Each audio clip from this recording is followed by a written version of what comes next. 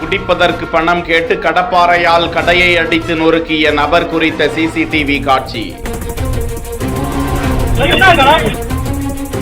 தஞ்சை கொடிமரத்து மூலை பகுதியில் சந்தோஷ் என்பவர் பேக்கரியுடன் சேர்த்து டீ கடை நடத்தி வருகிறார். இந்த நிலையில் இரவு 7 மணி அளவில் அதே பகுதியை சேர்ந்த சீனிவாசன் என்பவர் கடைக்கு வந்து விற்பனையாளரிடம் பணம் கேட்டு மிரட்டினாராம். அவர் தர மறுத்ததால் கீழே கிடந்த பொருளை எடுத்து விற்பனையாளர் முகத்தில் வீசிவிட்டு சென்றதால் அவர்களுக்கு இடையே கடுமையான வாக்குவாதம் ஏற்படுகிறது.